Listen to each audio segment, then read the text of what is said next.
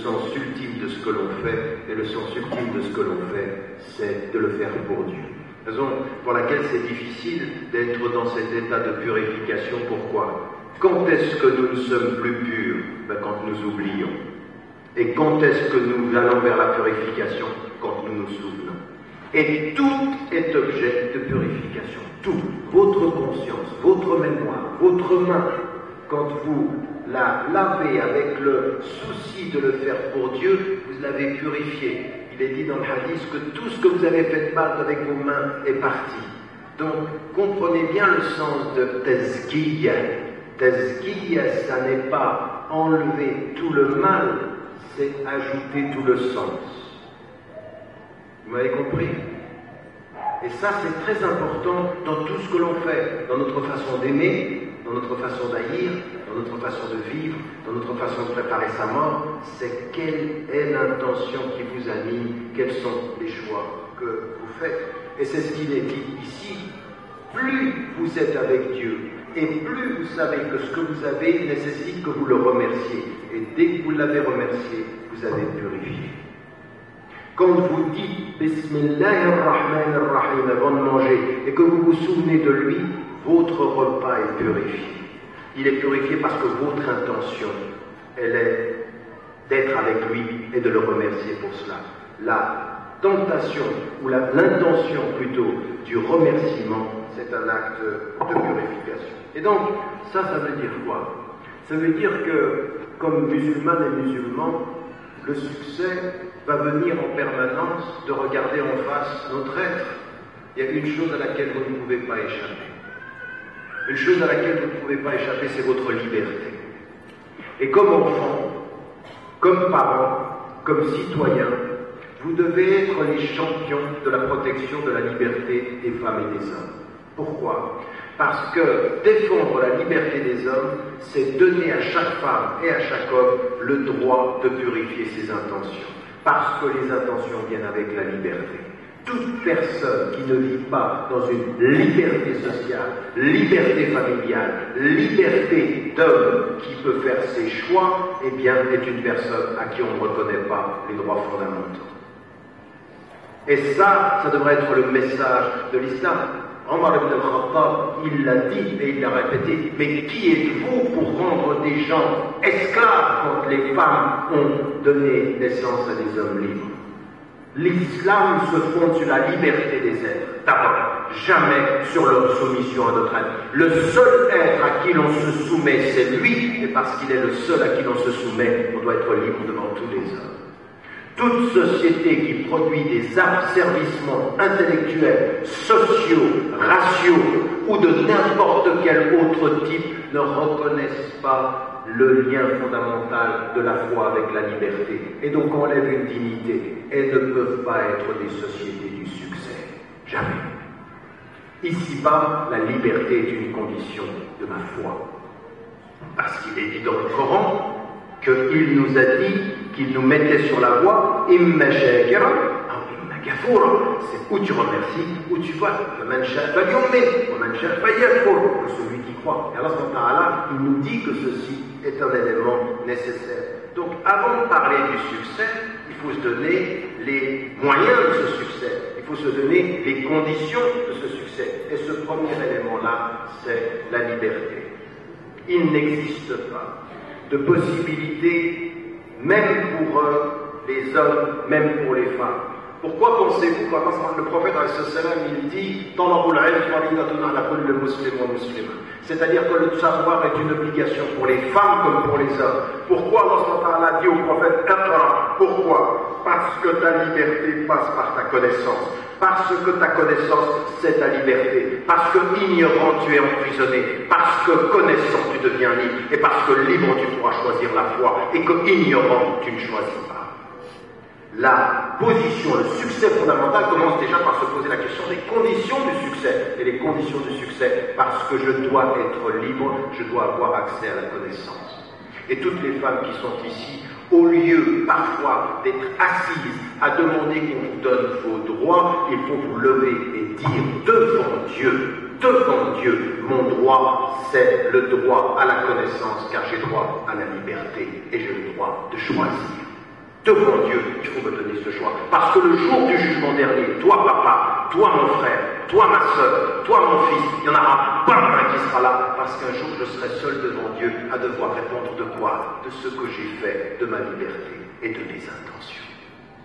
Qu'est-ce que j'ai purifié de moi? Et qu'est-ce que c'est la purification? C'est passer du naturel au spirituel. Et qu'est-ce que c'est de passer du naturel au spirituel? Donner du sens au naturel. Et donner du sens au naturel, c'est se souvenir de lui. Et se souvenir de lui, c'est le remercier. Et le remercier, c'est purifier. Voilà notre chemin islamique. Voilà ce que sont les conditions. Le prophète, quand il reçoit le Coran, il est en quête de Dieu et il est en quête de savoir. Allah lui envoie le savoir et lui dit maintenant libère les hommes. Et quand ils sont allés voir ceux qui voulaient les soumettre, il lui dit mais qu'est-ce que vous enseigne ce prophète? Qu'est-ce qu'il vous enseigne? Qu'est-ce qu'ils lui ont dit? Ils lui ont dit de l'étroitesse de ce monde au vaste univers de l'au-delà, de la soumission aux hommes à la soumission au Créateur. C'est un message de libération. Et un message de libération, il y a quoi dans libération? Il y a liberté. Et qu'est-ce qu'il y a avec la liberté? La responsabilité. Et qu'est-ce qu'il y a avec la responsabilité? Le choix de décider. Voilà ce que devrait être un musulman aujourd'hui. Vous voyez bien que c'est quand même autre chose que notre discours ronronnant sur soumets-toi et tais-toi. Oui, je vais me soumettre peut-être à Dieu, mais pas à toi. Et tu sais quoi, je ne vais pas me taire. Parce qu'à lui je prie et devant toi je parle. Parce qu'il m'a dit, lui, que devant les hommes il faut parler. Et surtout quand on est injuste. Et surtout quand il y a des dictateurs. Et surtout quand il y a de la pauvreté. Et surtout quand il y a de l'injustice. Parce que ce qu'il me dit ici, c'est que je dois être un homme qui libère les pauvres. Vous avez vu dans le texte, il rappelle l'humilité des hommes et il dit tout de suite, يطعمون الطعام على حبه مسكينا ويتيما واسيرا انما نطعمكم لوجه الله لا نريد منكم جزاء ولا شكورا. Voilà ce qu'il vient de dire. Il vient de dire ça. Nous vous donnons de la nourriture pour le bien de Dieu et nous ne voulons de vous aucun remerciement et aucune récompense.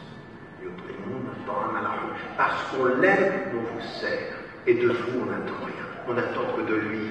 Et si on attend de lui, c'est que notre intention est sincère. Notre don est pur parce qu'il est pour lui et nous libérons les pauvres. Mais que voulez-vous comme message qui soit plus fort en termes du début du succès? Donc, quand on comprend l'islam, non pas simplement en parlant le succès, c'est la prière, tout ça c'est vrai, le succès, c'est le Coran, c'est la prière, c'est le jeûne. Mais avant qu'il y ait la prière, le succès, il y a des conditions fondamentales de ce que l'islam dit sur l'homme. Il dit sur la femme. Et Allah, quand on dit que Allah dit que devant Dieu nous sommes égaux hommes et femmes, il dit aux femmes comme aux hommes. Il faut donner la dignité de la liberté, la dignité de la connaissance, la dignité du choix, laisser les hommes libres, les permettre de décider, et c'est là qu'ils décideront de leur succès ou de leur perte. Les conditions du succès avant les moyens du succès. Et les musulmans, partout où nous sommes, nous devons être ainsi. Dans cette société, à l'heure où je vous parle ici, sur l'île Maurice, il y a des femmes et des hommes qui n'ont pas les moyens de leur liberté, ils n'ont même pas les moyens de leur dignité. Vous avez des gens qui vivent dans des endroits où il n'y a pas de dignité. Vous avez des gens qui n'ont pas de choix, vous avez des gens qui n'ont même pas la liberté, et au lieu, vous, de penser à leur donner les conditions de leur choix, vous les jugez de s'être trompés. Toute personne qui regarde un homme ou une femme qui n'est pas musulmane et qui se permet de la juger pour ce qu'elle ne sait pas, devrait se poser la question de savoir quelles conditions elle a respectées pour qu'elle choisisse. Est-ce qu'elle avait les moyens de son choix, oui ou non, avant de juger de s'être trompée? Est-ce qu'elle avait les moyens de dire non? Est-ce qu'elle avait les moyens de rejeter avant que nous soyons là pour la juger? A-t-on donné aux femmes et aux hommes de nos sociétés le choix ou les moyens de leur choix et de leur décision? Deuxième des choses qui vient de là, et qui est important, parce que vous voyez tout ce que je vous dis, c'est très ancré ici-bas. C'est la liberté ici, c'est la connaissance ici, mais toujours dans l'équilibre avec l'au-delà. Mais à ce moment-là, il ne nous a pas dit que l'appel de l'au-delà devait nous faire oublier les conditions nécessaires ici-bas. Non, ici-bas, c'est important de donner aux gens les conditions conditions ici-bas. Vous gagnez dans l'au-delà selon ce que vous faites ici-bas. C'est donc l'équilibre, toujours.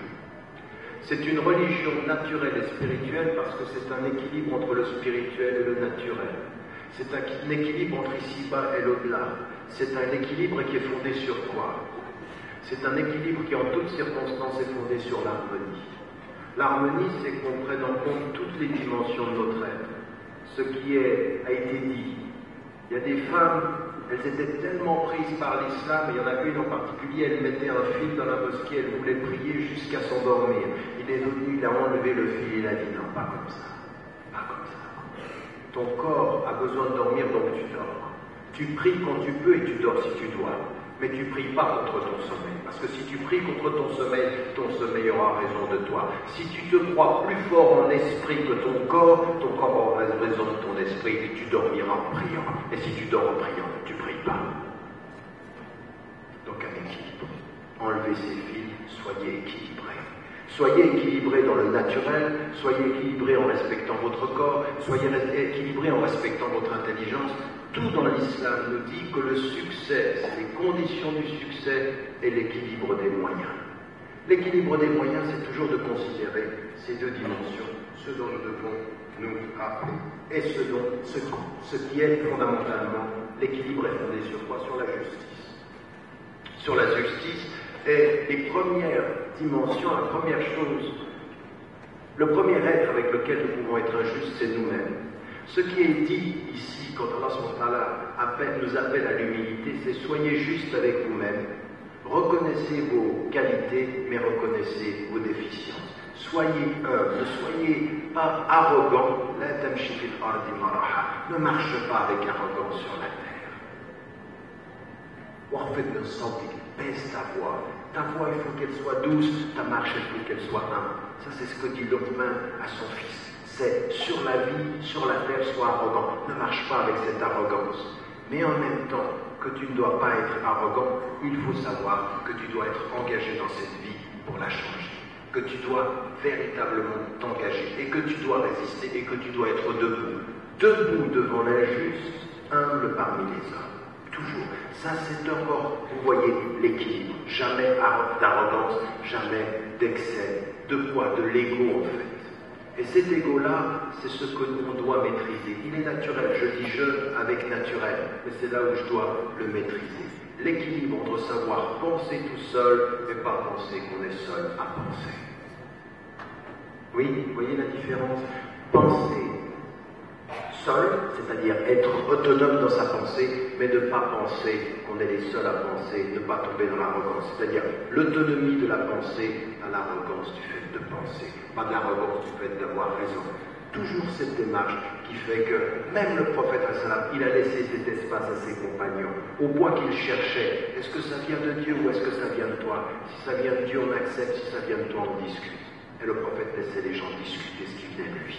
Quand ça venait de lui, il discutait. Dans une stratégie de guerre, il laisse les gens parler. Par rapport à l'agriculture, il laisse les gens parler. Parce que peut-être que vous savez mieux que moi, il n'est qu'un homme. Je ne suis qu'un être humain comme vous. Donc il laisse cette dimension-là, et c'est une dimension de l'harmonie. Puisque le frère a parlé des invocations du prophète une des invocations que le prophète répétait souvent était celle-ci qui référait à la justice étonnamment sur nous-mêmes. Dieu, nous avons été injustes avec nous-mêmes. Écoutez bien ce qui est dit ici. Dieu, nous avons été injustes avec nous. Si tu ne nous pardonnes pas et si tu ne nous fais pas miséricorde, nous serons parmi les gens perdus. Ça veut dire quoi? Ça veut dire que c'est la réponse dans la vocation à cet autre compagnon qui avait rappelé quelque chose que le prophète avait repris. Donne à chaque dimension de ton être son droit. Essaye d'être en harmonie. Ton choix, c'est l'harmonie. Mais c'est pas facile. Vous savez, c'est plus facile d'être extrémiste que d'être équilibré. En fait, c'est plus facile d'être déséquilibré qu'équilibré. de faire un choix pour quelque chose qu'on aime bien et puis de tout mettre là-dedans. Mais l'équilibre en toutes les dimensions de son cœur, de son intelligence, de son corps, soi et les autres, cet équilibre-là qui est même le prophète Hassan, le Coran le dit dans le Coran, ne soyez pas excessif en rien. Ne soyez pas excessif en rien, parce que nous sommes des êtres humains qui allons vite vers l'excès. Pourquoi l'alcool nous est interdit? Parce qu'en fait, dans ce produit-là, il y a tout le malheur de la destinée humaine. Un petit verre d'alcool, ça ne fait pas de mal à personne. L'excès d'alcool, ça fait du mal à tout le monde. Et parce que ça fait du mal à tout le monde, quand on parle là, il nous dit, voyez, rappelez-vous, dans ce produit-là, il y a votre destinée. Vous n'êtes pas assez maître de vous-même pour vous maîtriser dans le petit, et je vous envoie ainsi, dans ce produit-là, il n'y aura jamais de permission. Et ça, c'est venu sur 9 ans, par étapes. Et ça, c'est aussi une chose qu'il faut apprendre. Comment atteint-on l'équilibre? Faites attention. Vous savez, souvent, je fais des conférences comme ceci, vous participez à une soirée, il y a plein de choses qui viennent dans votre intelligence et dans votre cœur, et puis on veut atteindre tout ça tout de suite. Eh bien, c'est l'humilité, c'est de savoir qu'on n'aura pas tout de suite, que c'est par étapes. Et quand à ce moment-là, il avait révélé le Coran par étapes. Pourquoi? Le Coran est descendu en une fois et il a été révélé à la terre en 23 ans. Pourquoi? Parce que nous sommes ainsi. Notre humilité, c'est justement de ne pas être comme ceux ils aiment la vitesse. Ils veulent que tout se passe très très vite parce qu'ils travaillent avec le temps. Non, avec Dieu, on travaille avec des étapes. Et chaque jour de notre vie, il faut se donner les moyens de s'améliorer. Par étapes, doucement. Sois même équilibré dans la gestion de ton temps. Ne sois pas émotif dans la gestion de ton temps. Tu écoutes une conférence, tu vas révolutionner ta vie. Non. Tu écoutes une conférence, tu lis un livre, tu rencontres quelqu'un, tu fais des études, étape après étape. Équilibrer son évolution pour équilibrer sa façon d'avancer avec Dieu. Dans ce temps-là, il nous appelle et il nous dit le jour qui est votre rendez-vous est un jour très lourd. Venez et venez équilibrer. Venez étape après étape. Construisez votre vie. C'est ça, donner du sens à votre vie. Bien, ça fait 3 ans et demi la dernière fois que je suis venu. Il y en a certains qui étaient déjà dans cette salle il y a 3 ans et demi. En 3 ans et demi, vous avez marché quelle marche? Vous avez suivi quelle voie? Est-ce que vous êtes sur une voie de l'équilibre peu à peu, ou est-ce que vous êtes sur la voie de l'émotif une fois chaque 3 ans, ou une fois chaque vendredi, ou une fois chaque Ramadan? Est-ce qu'on est dans cet équilibre? Allah subhanahu wa ta'ala demande cet équilibre, et il le dit le prophète. Allah subhanahu wa ta'ala aime des choses qui sont faites, des petites choses qui durent, c'est-à-dire l'équilibre dans le temps. C'est pour ça que nous répétons les prières, c'est pour ça que nous répétons le jeûne. Donc il faut faire ce travail, il faut comprendre que notre vie, elle est dans cet équilibre-là, et dans l'équilibre entre toutes les dimensions de notre être, dans l'équilibre dans le temps. Être équilibré dans le temps, c'est de ne pas aller plus vite que dans le temps, c'est de ne pas aller plus vite que ce que l'on peut, et chaque fois on fait. Et je vais lui dire une chose, la spiritualité, c'est de l'exercice du cœur. Et le cœur est comme le corps. Plus vous habituez le corps à porter des poids, plus le corps peut porter des poids plus importants. Plus vous habituez le cœur à des exercices, puis le cœur s'habitue à plus d'exercices. Chaque fois un peu plus. Et dans le hadith du prophète, quand il dit quand il dit celui qui s'oppose à un de mes amis, je lui déclare la guerre, qu'est-ce qu'il dit? Il dit que nous avançons par étapes. D'abord avec quoi? Les fara'id. Et puis avec quoi? Les nawafil. Chaque fois nous avançons un peu plus. Chaque fois nous rajoutons. Chaque fois nous essayons un petit peu plus. De façon régulière, mais de façon humble. Celui qui veut plus que ce qu'il peut est potentiellement arrogant. Celui qui ne fait que ce qu'il peut est celui qui est humble. Et c'est celui qui se purifie en demandant à Allah Ta'ala systématiquement de nous aider. Ça, c'est le choix et ça, c'est l'équilibre qui nous est demandé. Et ce que nous cherchons dans tout cela, qu'est-ce que c'est?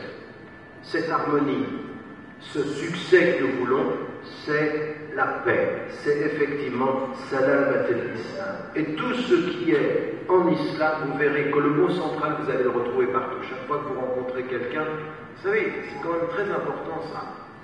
Des fois, moi maintenant, je m'arrête, vous savez, maintenant j'ai 50 ans, et des moments, c'est encore maintenant que des fois je m'arrête, je vous dis à quelqu'un, salam alaykum wa rahmatullah, que la miséricorde de Dieu, que la